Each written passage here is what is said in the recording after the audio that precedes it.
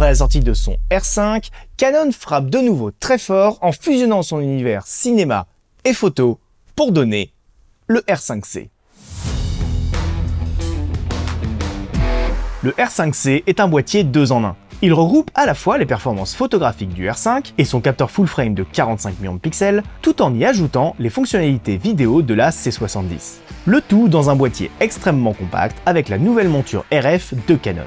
Il intègre ainsi de nombreuses fonctionnalités issues de leur caméra cinéma, et la première qui saute aux yeux, c'est son système de ventilation active. Car oui, le R5C reprend le même système de ventilation que la C70, ce qui lui permet de dépasser allègrement l'heure d'enregistrement sans aucune surchauffe ni coupure, puisque la limite des 30 minutes n'existe plus sur ce nouveau boîtier. Et contrairement à ce qu'on pourrait penser, cet ajout de la ventilation ne l'alourdit pas tant que ça, puisqu'on passe de 738 grammes avec batterie sur le R5 à 770 grammes avec batterie sur le R5C. Il reprend également la désormais incontournable monture RF de Canon, permettant à la fois d'y monter toutes les optiques de leur gamme, mais également, via divers adaptateurs, d'utiliser des objectifs de plein d'autres marques et en plein de montures différentes. Et tout en bénéficiant toujours de la qualité de l'autofocus Dual Pixel de Canon. Que ce soit en mise au point automatique continue ou via l'assistance de focus en mise au point manuelle. Comme je le disais en début de vidéo, la grande nouveauté de ce R5C, c'est donc d'avoir réussi à faire cohabiter au sein d'un même boîtier les deux univers photo et cinéma. Mais afin de ne pas désorienter aussi bien ses utilisateurs photographes que vidéastes, Canon a intégré les deux OS à l'intérieur du boîtier. On peut ainsi passer en quelques secondes d'un boîtier photo full frame de 45 millions de pixels à une caméra cinéma à double ISO natif avec toutes les fonctionnalités d'une caméra professionnelle. Et tout ça sans perdre les menus vidéo auxquels vous êtes habitué en tant qu'utilisateur de C70, de C200 ou de C300 Mark III. On retrouve également le codec XF-AVC de Canon qui permet de monter en toute fluidité des rushs en 4.2.2 10 bits All Intra allant jusqu'à 60 images par seconde avec un débit de 810 mégabits par seconde. Le mode Slow Motion fait également partie des possibilités de ce R5C, ce qui vous permettra ainsi de filmer jusqu'à 120 images par seconde, que vous soyez en PAL ou en NTSC, et de visionner votre rush ralenti directement sur l'écran de votre boîtier. Ce qui vous évitera de consommer trop de ressources lors de votre montage, puisque le fichier sera lu comme un rush à 25 images par seconde.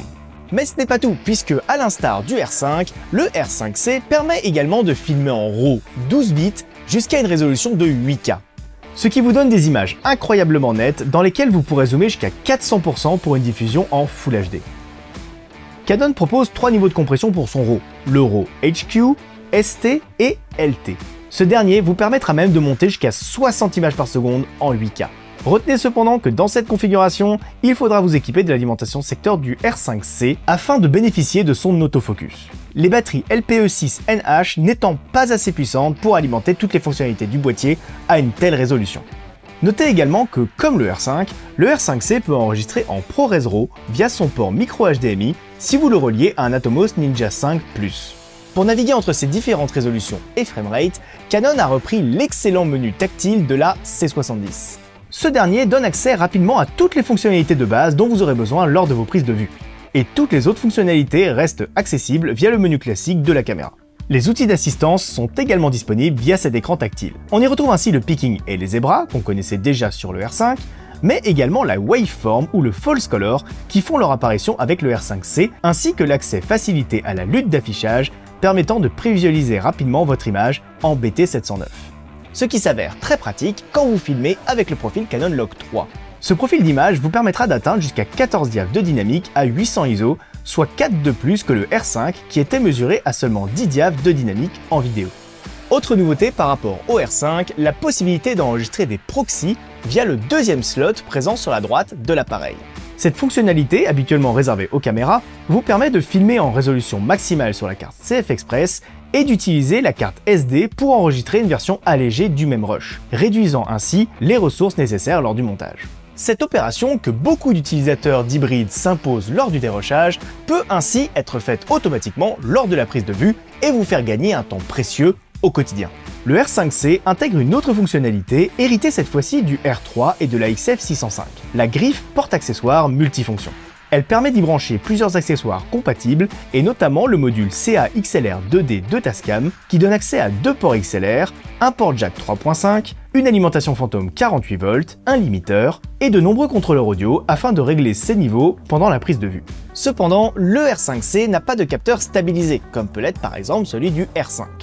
Ce retrait est essentiellement dû au fait que pour la plupart des usages professionnels, sur gimbal ou fixé à une voiture, la stabilisation de capteur entre en conflit avec le système de stabilisation mécanique mis en place sur le boîtier. Néanmoins, Canon a quand même intégré une stabilisation numérique similaire à celle de la C70, ce qui permet de corriger quelques tremblements lors de prise de vue à main levée.